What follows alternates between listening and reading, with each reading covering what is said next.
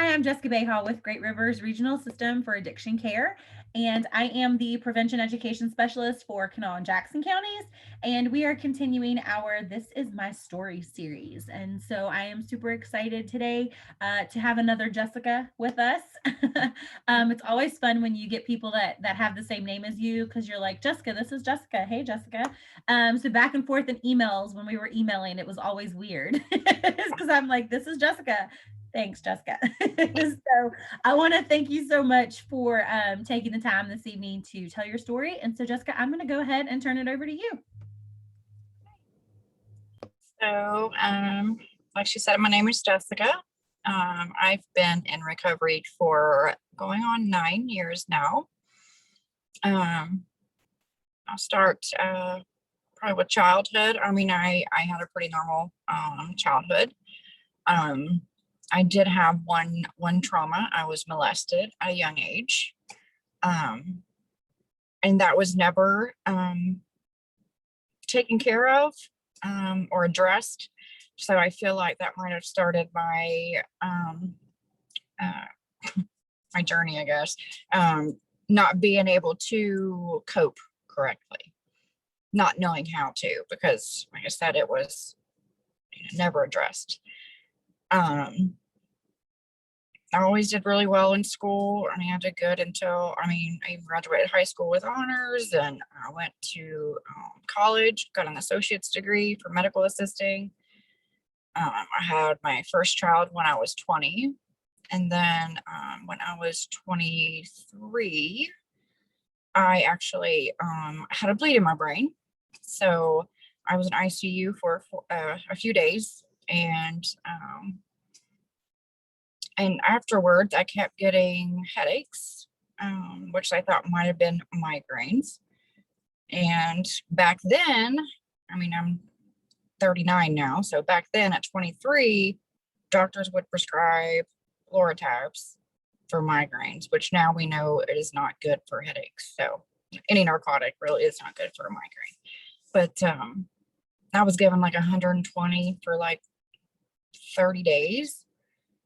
So, but I was so tired all the time, and I was taking the Loratab, and then all it took was one person to say, hey, if you snort that, it'll have the opposite effect. It'll give you energy, which I didn't know that I had the disease of addiction. So when I started that, it started from there and progressed to the point to where I was doing oxy. I could get oxy. I would get, heroin.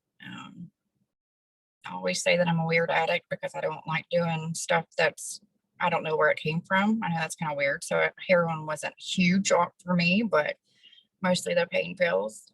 That continued for about 6 years and just progressively got worse to the point where I wasn't getting them from the doctor anymore. So I was getting them off the street.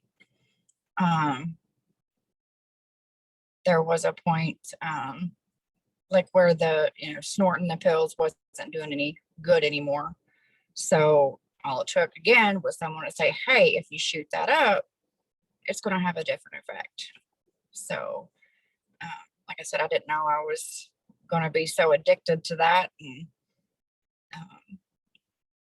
it did, like I said, progress until I actually was arrested on my dad's birthday of all things, July 7th, 2012.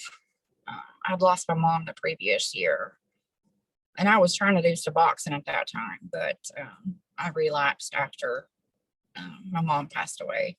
And then, like I said, I was arrested July 7th. My grandparents actually had me arrested, which was the best thing that they could have ever done for me. The boyfriend I had at the time stole some of my grandpa's tools, went and pawned it. And me being the gullible person that I was, he was like, I've already got 2 felonies. It's your grandparents. They won't put you in jail. Well, they did. So, but like I said, that's the best thing that ever happened to me because I was only in there a few days, and that's definitely someplace I do not want to go back. Um, so with the help with my dad and my stepmom, um, they helped me find a place to go to. I went to the ARC in Dayton, Ohio. I spent a total of about 10 months there, which is what I needed, a long term, 3.5 hours away.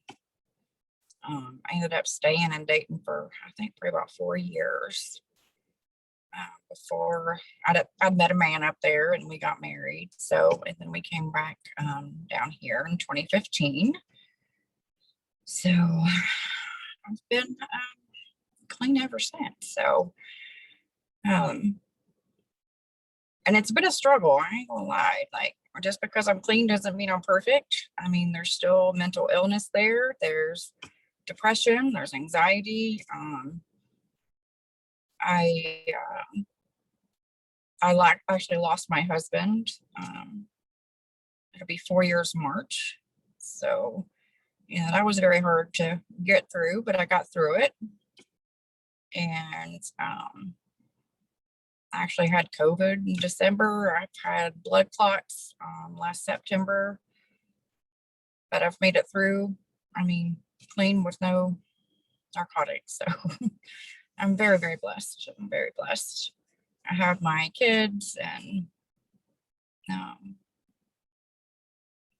don't know. I just feel like I've had someone tell me before, like, don't you wish, because I went back to nursing school too in my sobriety. I went to LPN school.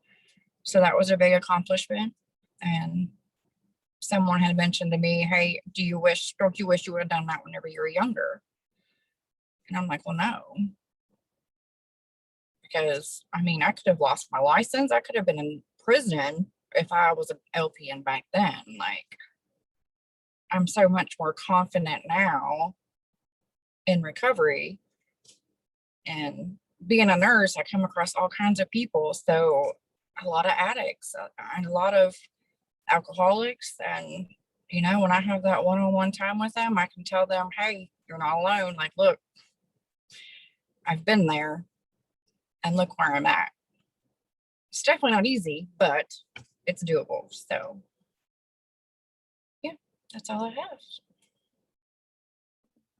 I want to thank you so much for being willing to tell your story. I love what you said, and I don't even know if you realized you said it, but you said you were confident in your recovery, and I think that's huge. I think that is amazing. Just those few little words, I think, are just so profound, and I think it helps people realize that recovery is possible and that recovery is happening every single day. I know we say that a lot during our This Is My Story series, but that's the whole reason that we wanted to do this series, was to let people know that recovery is possible. It happens every day. And so congratulations on your LPN. That is huge. Like, congratulations. That is Thank you. amazing. I'm so thankful that you were willing to take time out of your evening this evening to do this with us. And if you or someone would like to tell their recovery story, we would love to be the platform for you to be able to do that. We've had people from all over the place tell their story.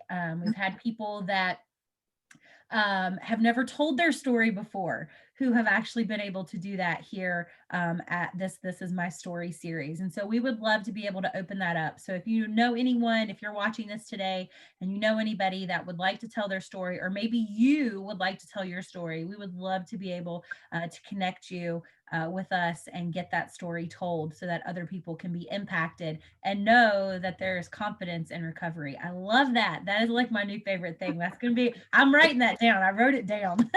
Yeah. So thank you so much, Jessica. I really appreciate it. And be on the lookout for more of our This Is My Story series.